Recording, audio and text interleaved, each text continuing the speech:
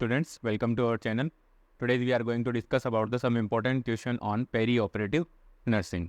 आइए आज का सेशन स्टार्ट करते हैं. First one question, IV induction of general anesthesia is the method of choice for most patient because कि इस क्वेश्चन में हमसे ये पूछ एग्जामिनर हमसे ये पूछ रहा है कि IV induction of general anaesthesia का जो IV इंडक्शन होता है वो मोस्ट पेशेंट के लिए चॉइस ऑफ मेथड क्यों होता है. जनरल एनेस्थीसिया में नॉर्मली IV इंडक्शन क्यों किया जाता है, जनरल एनेस्थीसिया क्यों यूज किया था मोस्ट कॉमनली, ये पूछा गया था. आइए वन ऑप्शन देखते हैं, वन बाय वन इसके ऑप्शन देखते हैं.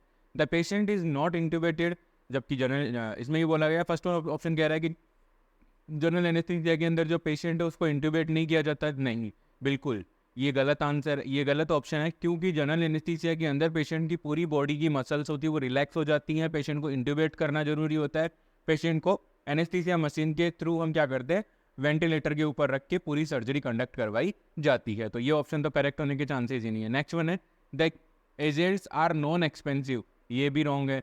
जो एनेस्थीसिया मशीन्स के अंदर जो एजेंट्स यूज होते हैं मोस्ट कॉमनली जनरल एनेस्थीसिया के इंडक्शन के लिए सेडेटिव्स के रूप में काम में लिया जाता है प्रोपोफॉल, एनाल्जेसिक के रूप में काम में लिया जाता है फेंटानिल, और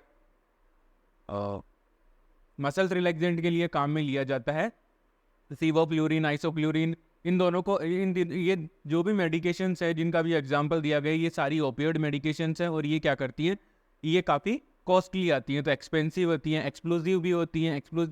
एजेंट्स आर एक्सप्लोजिव, जी नहीं, ऐसा कुछ भी नहीं है. एक्सपेंसिव है लेकिन एक्सप्लोसिव नहीं है. नेक्स्ट वन है induction is rapid and pleasant, it में भी ये ऑप्शन हो सकता है कि इंडक्शन जो जनरल एनेस्थीसिया का जो इंडक्शन है वो रैपिड होता है और प्लीजेंट होता है. नेक्स्ट वन है emergencies is longer but with fewer complication. ठीक है, इमरजेंसीज है वो लॉन्गर होती है लेकिन फ्यूअर कॉम्प्लिकेशंस के साथ, ऐसा बिल्कुल नहीं है. इमरजेंसीज भी होती है इसके अंदर, साथ ही साथ कॉम्प्लिकेशंस भी बहुत होने के चांस, जनरल एनेस्थीसिया के अंदर बहुत सारे कॉम्प्लिकेशन होने के चांसेस भी रहते हैं. तो आइए राइट आंसर देखते हैं. इसका राइट आंसर है 3, induction is rapid and pleasant. बिल्कुल, जनरल एनेस्थीसिया का जो इंडक्शन है वो रैपिड होता है, काफ़ी जल्दी से पेशेंट को इंड्यूस कर दिया जाता है, और प्लीजेंट होता है. प्लीजेंट का होने का मतलब है कि पेशेंट को जब इंड्यूस किया जाता है, साथ के साथ जब एक्सट्यूबेट किया जाता है, जब पेशेंट को रिवर्स किया जाता है जनरल एनेस्थीसिया के अंदर, उस कंडीशन के अंदर जो भी प्रोसेस होती है वो पेशेंट के लिए काफ़ी प्लीजेंट होती है. ठीक है, तो इसका राइट आंसर है जनरल एनेस्थीसिया है वो मोस्ट कॉमनली क्यों काम में लिया जाता है, क्योंकि जनरल एनेस्थीसिया का जो इंडक्शन है वो काफ़ी रैपिड होता है और साथ के साथ वो क्या होता है, प्लीजेंट होता है.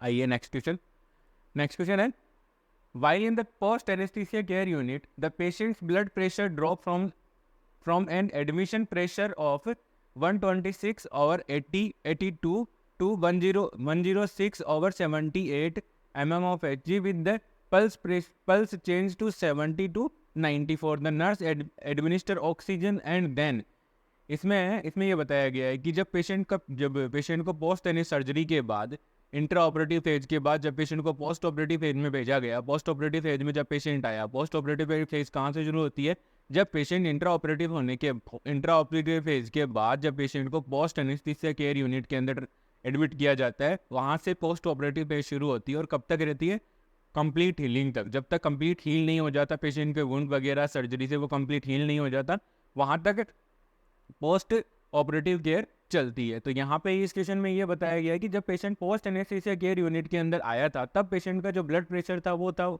126/80 और उसके बाद कुछ समय के बाद क्या हो गया, उसका जो ब्लड प्रेशर है वो हो गया 106/70 mm of Hg, और जो पल्स थी जब वो पेशेंट आया था तब थी 70 बीट पर मिनट, और जब दोबारा हमने चेक किया तब पेशेंट की जो पल्स है वो हो गया 94 बीट पर मिनट. तो नर्स ने क्या किया, ये जो चेंजेस देखे, ये चेंजेस देखने के बाद नर्स ने क्या किया, सबसे पहले ऑक्सीजन एडमिनिस्ट्रेशन तो स्टार्ट कर दिया.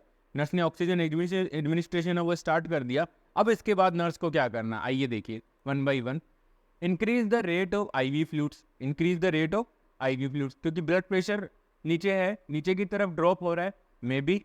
नेक्स्ट वन है notify to the anaesthesia care provider,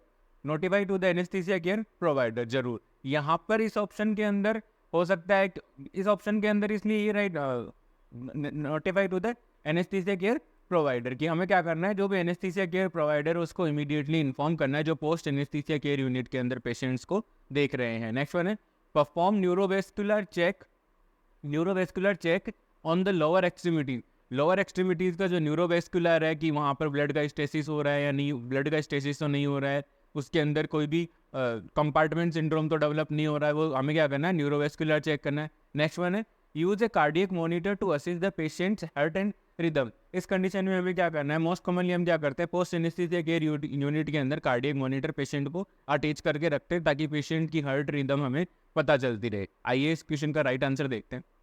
right answer is 1। हमें क्या करना है, जब पेशेंट का ब्लड प्रेशर फॉल हो रहा है, साथ के साथ जो हार्ट रेट है वो इंक्रीज हो रही है, तो उस कंडीशन के अंदर हमें क्या करना है, increase the rate of ivy fluids की हमें क्या करना है, आईवी फ्लूइड्स की रेट है उसको क्या कर देना है, इंक्रीज कर देना है। आईवी फ्लूइड्स की रेट है उसको इंक्रीज कर देना है ताकि फ्लूइड रिप्लेस होगा। इंट्रावेस्कुलर वॉल्यूम है, इंट्रावेस्कुलर वॉल्यूम है वो बढ़ेगा, जब हम फ्लूइड को रिप्लेस करेंगे तो इंट्रावेस्कुलर वॉल्यूम बढ़ेगा, और इंट्रावेस्कुलर वॉल्यूम बढ़ने की वजह से क्या होगा, पेशेंट का जो ब्लड प्रेशर है वो मेंटेन होगा। साथ ही साथ सेकेंड वन हमें करना है, जो भी एनेस्थीसिया केयर प्रोवाइडर उनको इन्फॉर्म करना है।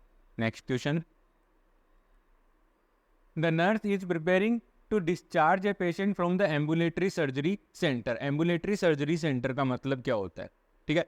एम्बुलेटरी सर्जरी सेंटर का जो मीनिंग है वो ये होता है कि पेशेंट को ऑब्जर्वेशन के लिए या किसी छोटे प्रोसीजर या किसी भी प्रोसीजर के लिए एडमिट किया जाता है। डे केयर सेंटर जैसे होता है, ठीक है। पेशेंट मॉर्निंग में एडमिट होता है, पूरे दिन उसका ऑब्जर्वेशन या जो भी सर्जरी होती है वो रहती है, उसके बाद शाम को उसको डिस्चार्ज कर दिया जाता है, उसे बोलते हैं एम्बुलेटरी सेंटर्स, ठीक है। अब इसमें देखिए क्वेश्चन दोबारा पढ़ते हैं। The nurse is preparing to discharge a patient from the ambulatory surgery centre following an inguinal hernia repair. Patient है वो क्या कर रहा है, डिस्चार्ज हो रहा है। नर्स है, एक नर्स है वो क्या कर रही है, एक पेशेंट को डिस्चार्ज कर रही है। कब डिस्चार्ज कर रही है कि पेशेंट है वो एम्बुलेटरी सर्जरी सेंटर में एडमिट हुआ था। किस चीज़ के लिए हुआ था, अपनी इंग्वाइनल हर्निया रिपेयर की सर्जरी के लिए। एक पेशेंट है वो अपनी इंग्वाइनल हर्निया रिपेयर की सर्जरी के लिए क्या हुआ, कहाँ पे एडमिट हुआ, एम्बुलेटरी सर्जरी सेंटर के अंदर एडमिट हुआ, और नर्स क्या कर रही है, उसको इस समय डिस्चार्ज प्रिपेयर कर रही है।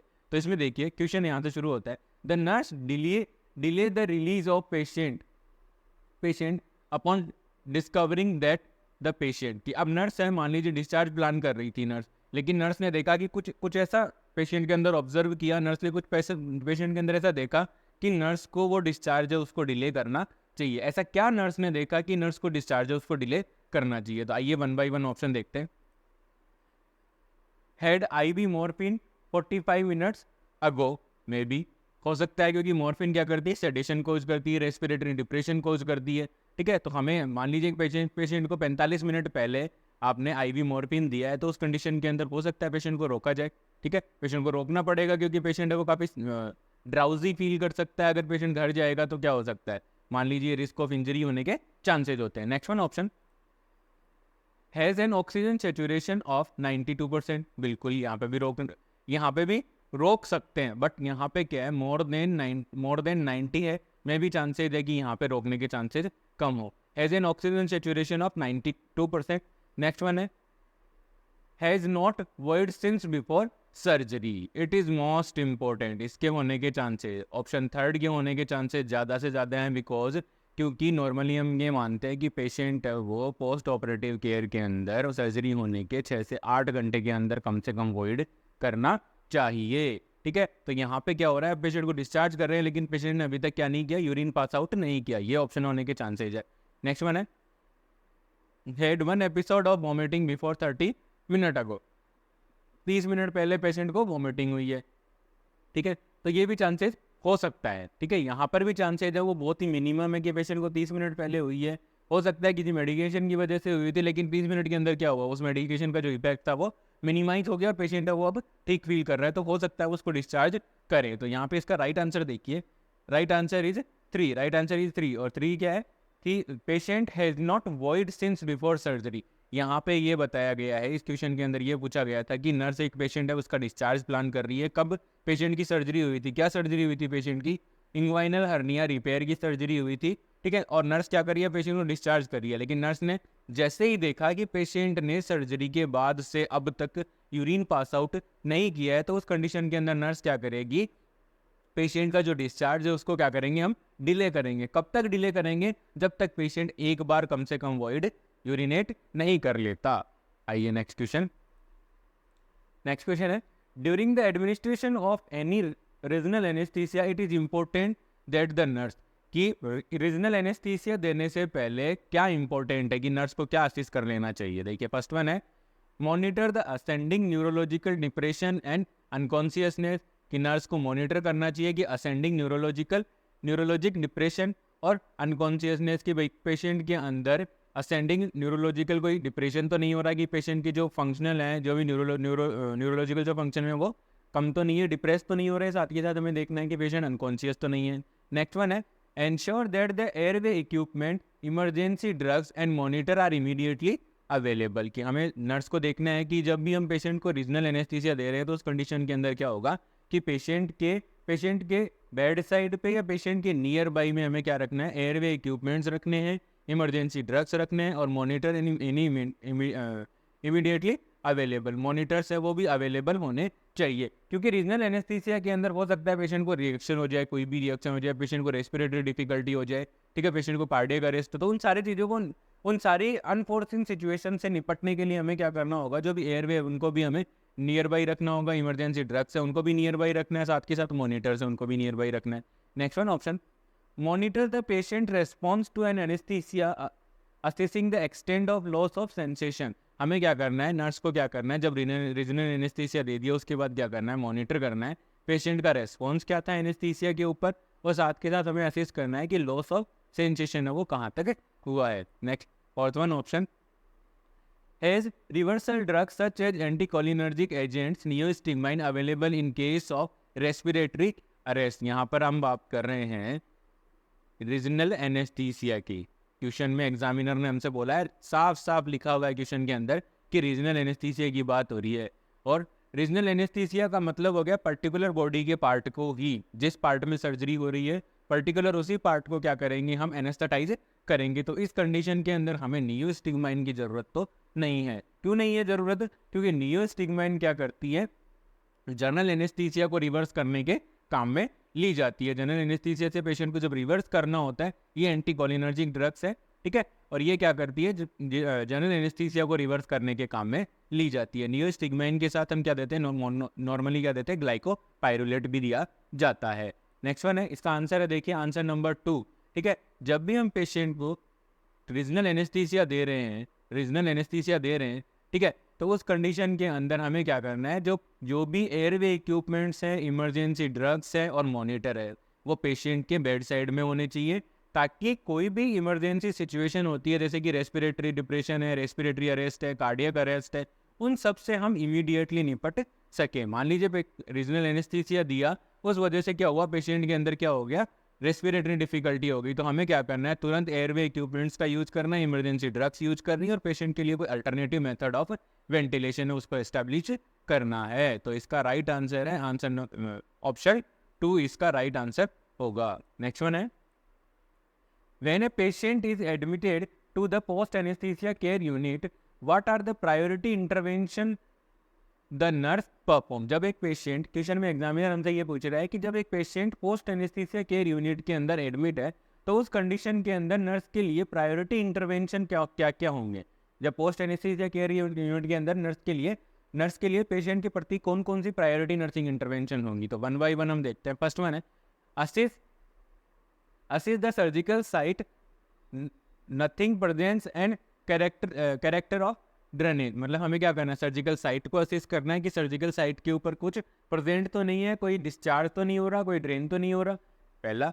दूसरा ऑप्शन है assist the amount of urine output and the presence of bladder distension, बिल्कुल ये भी हम देख सकते हैं कि हमें क्या करना है, पोस्ट ऑपरेटिव केयर के अंदर हम पेशेंट का यूरिन आउटपुट चेक करेंगे, साथ के साथ हमें क्या करना है, हमें ये देखना है कि पेशेंट का ब्लैडर है उसका डिस्टेंशन तो नहीं हो रहा है, क्योंकि यूरिनरी रिटेंशन भी एक पोस्ट एनेस्थीसिया या पोस्ट ऑपरेटिव कॉम्प्लिकेशन था, जो कि हमने स्टडी किया था हमारी क्लासेज में।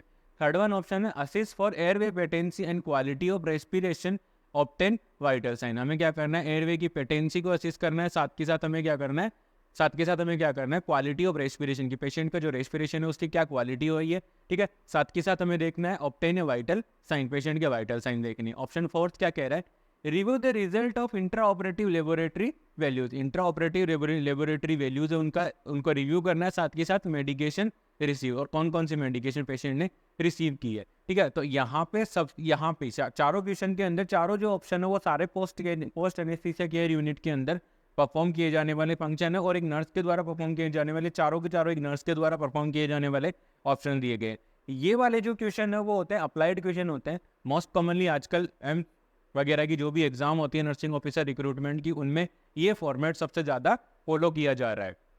ठीक है, तो आइए इस क्वेश्चन का आंसर देखते हैं। इस क्वेश्चन का राइट आंसर देखिए, राइट आंसर है इसका 3, क्योंकि जो 3 है ऑप्शन थर्ड क्या कह रहा है, assist for airway patency and quality of respiration and obtain the vital sign. ये क्या है, प्रायोरिटी है। ठीक है, काम सारे कर रहे हैं, चारों ऑप्शन सही हैं, ठीक है, सारे काम करने हैं, लेकिन यहाँ पे एज ए नर्स हमारी क्या रेस्पॉन्सिबिलिटी है, हमें क्या करना है, जो भी काम हम करेंगे प्रायोरिटी डिसाइड करके करते हैं। नॉर्मली हम क्या करते हैं, नर्सिंग केयर प्लान्स बनाते हैं पेशेंट को ट्रीट करने के लिए, पेशेंट को केयर प्रोवाइड करने के लिए। तो हम जब भी जिस भी नर्सिंग केयर प्लान के अंदर जो भी डायग्नोसिस, जो भी नर्सिंग डायग्नोसिस होता है, उसको हम क्या करते हैं, पेशेंट की प्रायोरिटी वाइज असिस करते हैं, पेशेंट की नीड्स असिस करके उसके बाद हम उसकी क्या करते हैं, प्रायोरिटीज़ को डिटरमाइन करते हैं। प्रायोरिटीज डिटरमाइन करने के बाद हम प्रायोरिटी डिटरमाइन करने के बाद हम क्या करते हैं, नर्सिंग केयर प्लान या नर्सिंग डायग्नोसिस बना करके केयर प्लान फॉलो किया जाता है। तो ABC जो कि एयरवे ब्रीथिंग एंड सर्कुलेशन है, उसी का फॉर्मूला यूज करते हुए, ये ABC वाला फॉर्मूला यूज करते हुए हम क्या कर सकते हैं कि ऑप्शन थर्ड है वो सही होगा। इस क्वेश्चन का राइट आंसर होगा, क्योंकि यहाँ पे सबसे पहले एयरवे देखा, एयरवे की पेटेंसी और रेस्पिरेटरी स्टेटस देखा गया है, वाइटल साइंस लिए गए हैं, तो ये क्या होगा, ऑप्शन थर्ड है वो इसका क्या होगा, राइट आंसर होगा। नेक्स्ट वन है, after admission of the post operative patient to the clinical unit which assessment data require the most immediate attention. कि जब पोस्ट एनेस्थीसिया या पोस्ट ऑपरेटिव यूनिट के अंदर एक पेशेंट है, उसको पोस्ट ऑपरेटिव यूनिट के अंदर एडमिट कर दिया गया है, ठीक है, वो सर्जरी के बाद पोस्ट ऑपरेटिव यूनिट के अंदर आ गया है। अब पोस्ट ऑपरेटिव यूनिट के अंदर आने के बाद नर्स ने पेशेंट का असेसमेंट किया, और कौन सा ऐसा असेसमेंट है जो इमीडिएट अटेंशन गेन करेगा, नर्स की इमीडिएट अटेंशन वो गेन करेगा। आइए वन बाई वन ऑप्शन देखते हैं कि ऑक्सीजन सेचुरेशन वो 85% हो सकता है, क्योंकि नॉर्मली हम क्या करते हैं 90 के अबव हमें ऑक्सीजन सेचुरेशन मेंटेन रखनी होती है। रेस्पिरेटरी रेट इज 13 पर मिनट, ये नॉर्मल रेंज में आ रहा है। नेक्स्ट वन है टेम्परेचर ऑफ 100.4 डिग्री फ़ारेनहाइट, ये भी हो सकता है। ठीक है, ब्लड प्रेशर 90 और 60 mm ऑफ Hg। ठीक है, तो यहाँ पर जो, ठीक है, ये चारों ऑप्शंस हैं, इनके अंदर देखो एलिवेशन ब्लड प्रेशर है, हो सकता है ये एनेस्थीसिया मेडिकेशंस की वजह से, ठीक है, कम दिखा रहा हो, अभी कम रीडिंग आ रही हो क्योंकि एनेस्थीसिया मेडिकेशंस का इफेक्ट है। टेम्परेचर है वो एक सोचने वाला है, ठीक है। रेस्पिरेटरी रेट ये नॉर्मल कंडीशन के अंदर है, नॉर्मल रेंज के अंदर है। ऑक्सीजन सेचुरेशन है ये हल्की सी डिविएट है, ठीक है। तो हम क्या कर सकते हैं, राइट आंसर देखते हैं। Right answer is 1 oxygen saturation. यहाँ पर ऑक्सीजन सेचुरेशन 1 क्यों हुआ, 1 राइट आंसर 185% जो ऑक्सीजन सेचुरेशन है उसको पहले क्यों देखा गया, क्योंकि वो किससे रिलेटेड है, रेस्पिरेटरी से रिलेटेड है। यहाँ पर जो मैकेनिज्म फॉलो किया गया है वो हुआ है ABC वाला, ठीक है। यहाँ पे जो प्रायोरिटी डिसाइड की गई है वो डिसाइड की गई है ABC, airway breathing and circulation के। तो यहाँ पे एयरवे है, एयरवे के अंदर क्या है, रेस्पिरेटरी, मतलब रेस्पिरेशन है। रेस्पिरेशन में क्या हो रहा है, रेस्पिरेशन होगा तो ऑक्सीजन सेचुरेशन मेंटेन होगा। यहाँ पर रेस्पिरेशन प्रॉपर नहीं हो पा रहा है, इस वजह से ऑक्सीजन का जो सेचुरेशन है आर्टीरियल ब्लड के अंदर वो कम दिखाया जा रहा है। तो 85 सेचुरेशन पे हमें क्या करना है, पेशेंट को ऑक्सीजन स्टार्ट करनी है। और इन ऑप्शंस में हमें सबसे पहले जो ऑप्शन देखना है वो कौन सा देखना है, option number 1 first option correct होगा इसका आंसर, क्योंकि 85% पे हमें क्या करना है, पेशेंट को हमें अलर्ट होना और पेशेंट को ऑक्सीजन प्रोवाइड करनी है। नेक्स्ट वन है discharge criteria for the patient include, कि एक पेशेंट है उसको डिस्चार्ज करना है तो उसके लिए कौन कौन सा क्राइटेरिया फॉलो किया जाएगा, कि कौन सा ऐसा क्राइटेरिया जो डिस्चार्ज क्राइटेरिया जब फॉलो हो रहा है तो हम पेशेंट को डिस्चार्ज कर सकते हैं। कि है इसमें एग्जामिनर हमसे यही पूछ रहा है कि पेशेंट को डिस्चार्ज करने का क्या क्राइटेरिया है, ठीक है। मतलब पोस्ट ऑपरेटिव पेशेंट या फिर जब पेशेंट सर्जरी से रिकवर हो रहा है उसके बाद हम पेशेंट को हॉस्पिटल से डिस्चार्ज कर रहे हैं, तो उस कंडीशन के अंदर हमें क्या क्राइटेरिया के अकॉर्डिंग, क्या क्राइटेरिया ध्यान में रखते हुए हमें क्या करना है, पेशेंट को डिस्चार्ज करना है, ठीक है। तो ऑप्शन देखिए first one, no nausea and vomiting, में भी बिल्कुल हमें नोजिया वोमिटिंग नहीं होना चाहिए पेशेंट को। एबिलिटी टू ड्राइव सेल्फ, ये जरूरी नहीं है। नेक्स्ट वन है नो रेस्पिरेटरी डिप्रेशन, बिल्कुल रेस्पिरेटरी डिप्रेशन नहीं होना चाहिए, अगर होगा तो एनेस्थीसिया मेडिकेशंस का इफेक्ट है, हम पेशेंट को डिस्चार्ज नहीं कर सकते। नेक्स्ट वन है रिटर्न डिस्चार्ज इंस्ट्रक्शन अंडरस्टूड, ठीक है। पेशेंट है वो क्या कर रहा है, डिस्चार्ज इंस्ट्रक्शन अंडरस्टूड है, ठीक है। साथ के साथ है ओपियोइड मेडिकेशन गिवन 45 मिनट्स अगो, ठीक है। राइट आंसर है इसका 3, 4 और 5। यहाँ पर ये वाला जो ई ऑप्शन है वो यहाँ पे 5 के लिए रखा गया था, ये टाइपिंग मिस्टेक हो गई, सॉरी उसके लिए। ठीक है, तो हमें क्या करना है, 3, 4, 5 हमारे जो राइट आंसर है। 3 क्या है, नो रेस्पिरेटरी डिप्रेशन, कि पेशेंट को रेस्पिरेटरी डिप्रेशन नहीं होना चाहिए। ठीक है, तो हाँ ये आई राइट आंसर है। चौथा है रिटर्न डिस्चार्ज इंस्ट्रक्शन है वो अंडरस्टूड, बिल्कुल पेशेंट को जब तक डिस्चार्ज इंस्ट्रक्शन समझ में नहीं आ जाते जब तक डिस्चार्ज इंस्ट्रक्शन समझ में नहीं आएगी तो क्या होगा, पेशेंट अपनी होम केयर नहीं कर पाएगा।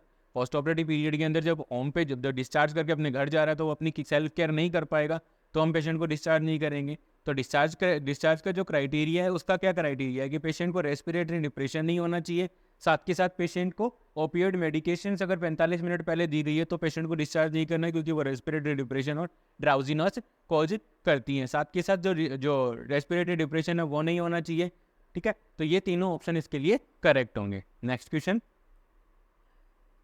In the recovery room the post operative client suddenly become cyanotic. Recovery room के अंदर पेशेंट एडमिट है, मतलब पोस्ट एनेस्थीसिया केयर यूनिट के अंदर पेशेंट एडमिट है और पेशेंट अचानक से क्या हो गया, पेशेंट साइनोटिक हो गया।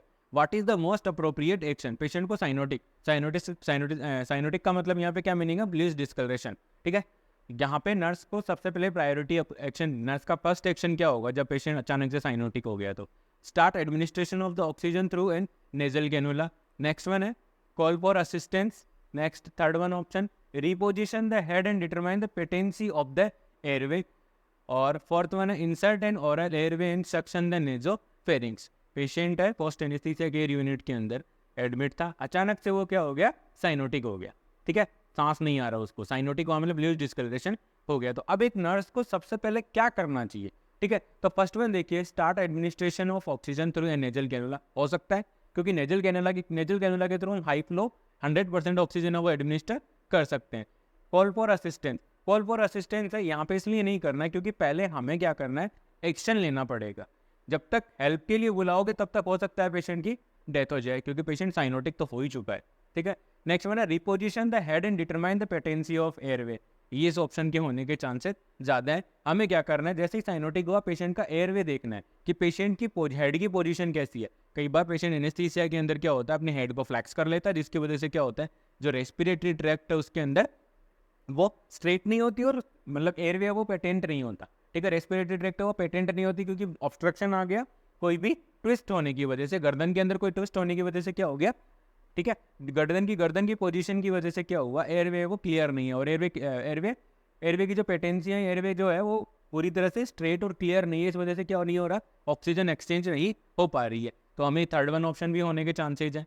फोर्थ वन है insert an oral airway and suction the nasopharynx. जब तक आपका एयरवे स्ट्रेट नहीं होगा तो आप चाहे ऑक्सीजन लगाओ, चाहे एयरवे इंस्ट्रक्ट करो, चाहे नेजोफेरिंग्स को सक्शन करो, तब तक कोई भी रिजल्ट नहीं मिलेगा। सबसे पहले हमें क्या करना है, एयरवे को क्या करना है, क्लियर करना है, स्ट्रेट करना है। ठीक है, एयरवे के अंदर जो बैंड है, जो ट्विस्टिंग है, उसको रिजोल्व करना है, तब जा करके ऑक्सीजन है उसका सेचुरेशन मेंटेन होगा। तो इसका राइट आंसर है answer number third. As a nurse हमें सबसे पहले पेशेंट के हेड की पोजीशन देखनी है और हमें ये देखना है कि एयरवे है वो पेटेंट है कि नहीं है। पेटेंट का मतलब है कि वो क्लियर होना चाहिए। तो हेड की पोजीशन है, मान लीजिए इस तरह से उसने गर्दन कर रखी है, फ्लैक्स कर रखी है अपनी गर्दन को, तो उस कंडीशन के अंदर क्या होगा, जो एयरवे है वो पूरी तरह से स्ट्रेट नहीं हो पाएगा। ठीक है, स्ट्रेट नहीं होगा तो क्या होगा, ऑक्सीजन सेचुरेशन वो डिप करेगा, क्योंकि पोस्ट एनेस्थीसिया केयर यूनिट के अंदर क्या होता है, पेशेंट को सपोर्ट की जरूरत होती है रेस्पिरेशन के लिए। ठीक है, तो ये है इस क्वेश्चन का answer, reposition the head and determine the patency of the airway. ठीक है, नेक्स्ट वन है आज की पोस्ट ऑपरेटिव जो पेरी ऑपरेटिव नर्सिंग केयर है उसके ऊपर जो हमने इंपॉर्टेंट क्वेश्चन डिस्कस किए हैं 2 क्लासों में। आई होप वो आपको समझ में आए हो। अगर आपको इन क्वेश्चन में कोई भी डाउट है या आपके पास कोई ऐसा और क्वेश्चन है जो आपको समझ में नहीं आ रहा है पेरी ऑपरेटिव नर्सिंग के ऊपर है, प्लीज़ मुझे कमेंट सेक्शन में ज़रूर बताइए। मेरे द्वारा प्रोवाइड किए जा रहे कंटेंट आई होप आपकी नर्सिंग ऑफिसर रिक्रूटमेंट एग्जामिनेशन की प्रिपरेशन में आपकी पूरी मदद कर रहे हो। Please like, share and subscribe. Thank you.